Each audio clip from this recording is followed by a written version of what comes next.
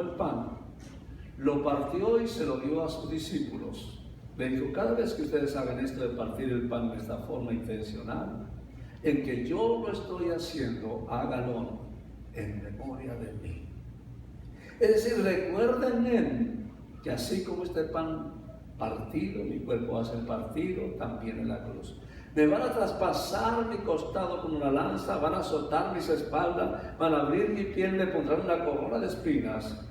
Y cada vez que ustedes hagan esto, recuerden el sacrificio que yo hice en la cruz por sus pecados. Es decir, que el partimiento del pan para los primeros cristianos era dos cosas. Era social, porque los cristianos se reunían en las casas para comer juntos. Y por eso creo que es algo bonito que nos invitemos unos a otros. La hospitalidad es importante, que seamos generosos unos con otros. En la comida, para partir el pan, los cristianos se reunían en la comida, que era llamada la comida agape, donde se expresaba el amor, el cariño unos a otros. Qué lindo, hermanos, cuando yo he vivido esos tiempos y de verdad que los anhelo, los extraño, porque la iglesia en el último tiempo los ha perdido. Y usted llegaba a una casa, a una comida, y todos con amor, con cariño, lo saludaban, lo atendían, lo hacían sentirse en familia. Eso es bonito. Pero hoy usted llega y cada uno por su cuenta. Cada uno por acá, otro por allá, un desparramo. No hay coinonía, no hay un agape, no se expresa el amor y el cariño. Porque recuerde que en ese entonces, para esos primeros cristianos, el apartarse para seguir al Señor les llevaba a veces a perder sus relaciones familiares. Eran rechazados completamente. Entonces esos nuevos cristianos estaban solos. Necesitaban comunión, necesitaban una familia, y la iglesia era esa familia, era ese agape, era esa comunión. Se reunían en las casas para adorar, orar, comer juntos. Es decir, tenían vida social, pero también recordaban el sacrificio de Cristo en la cruz. Es decir, que hay una serie de asociaciones con eso, el expresarse el amor unos con los otros. Porque la intimidad era comunión para con nosotros y a su vez recordar lo que Cristo había hecho, recordar la obra salvadora de la cruz.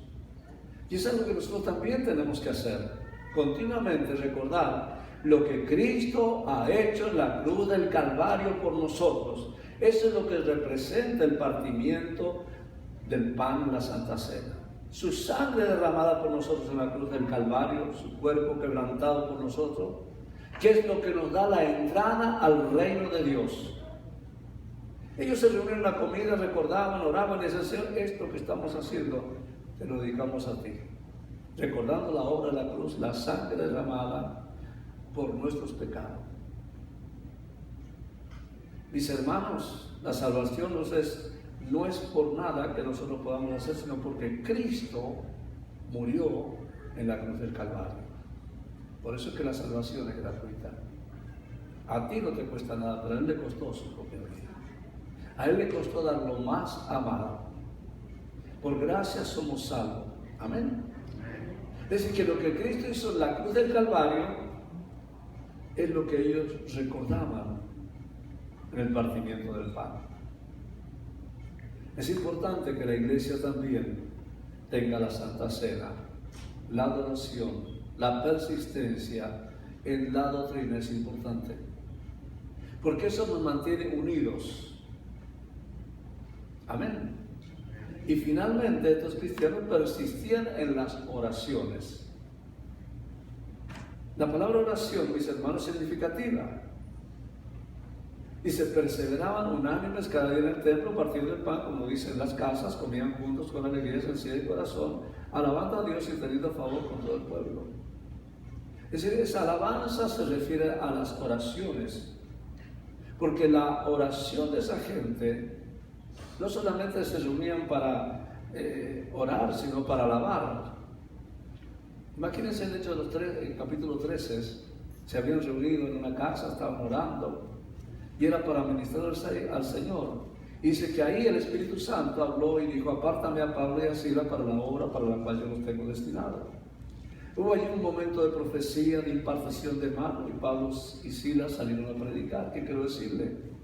Que en las reuniones de los primeros cristianos, al orar, al adorar, al compartir, al estar juntos, sucedían cosas. Temblaban las puertas de las cárceles, se abrían, Pedro y Juan salían libres.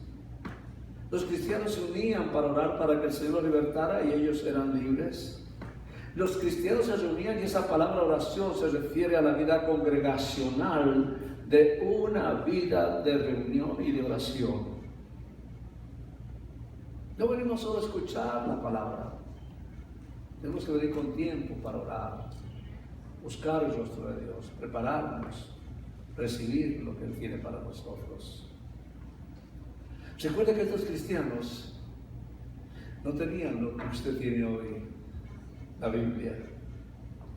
Ni siquiera tenían un papiro, no tenían las pantallas, no tenían las filminas, no tenían nada. Y lo único que tenían era oración.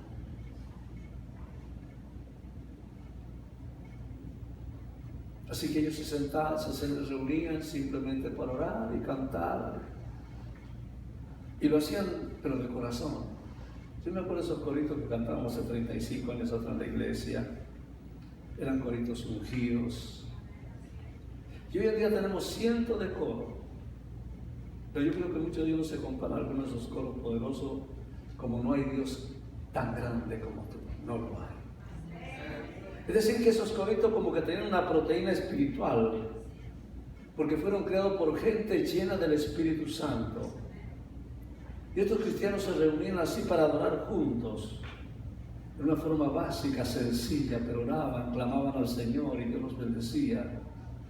Y entonces Dios agregaba las almas que iban a ser salvas. Debemos entender el poder que tenemos cuando nos juntamos para tratar los asuntos del reino de Dios. Porque cuando la iglesia de Cristo se reúne, mis hermanos, en sección para orar, atar, desatar, declarar, liberar, declarar cosas en el mundo del Espíritu, Dios lo honra desde su trono. Si oramos más, adoraremos más.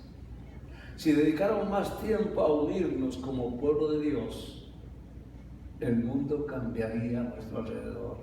Sería mucho más fácil el evangelismo. La unción de Dios correría con más libertad. Es decir, necesitamos ejercer esas 4 cosas sencillas, pero poderosas, para ser efectivos, para alcanzar las almas. Número 1, diga conmigo: perseverar en la doctrina de los apóstoles. Dígalo: perseverar en la doctrina de los apóstoles. Número 2, la comunión de los unos con los otros. Tercero, partir el pan. Y 4, orar y adorar al Señor en espíritu y en verdad. Amén. Que Dios permita meter esto en nuestros huesos. Vamos a concluir. Si queremos crecer y desarrollar, si queremos ser una iglesia ganadora de almas, pídele al Señor que le ayude a perseverar en la doctrina de los apóstoles, en la comunión con los hermanos, en el partimiento del pan, en las oraciones, para que tengamos favor con el pueblo. Y el Señor añadirá a la iglesia los que han de ser santos. Amén. Es mi oración que esta palabra sea parte de tu vida, de quienes integramos esta iglesia. Vamos a orar, póngase de pie. Padre, te damos gracias por esta palabra que tú me has dado en este día.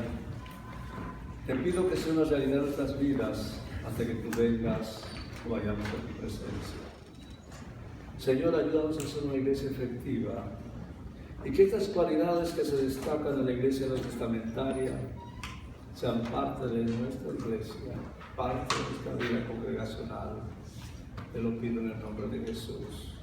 Amén. Vamos a orar. Si usted tiene una necesidad, si usted quiere ser parte de este mover de Dios, si usted quiere ser parte de una iglesia efectiva, amén.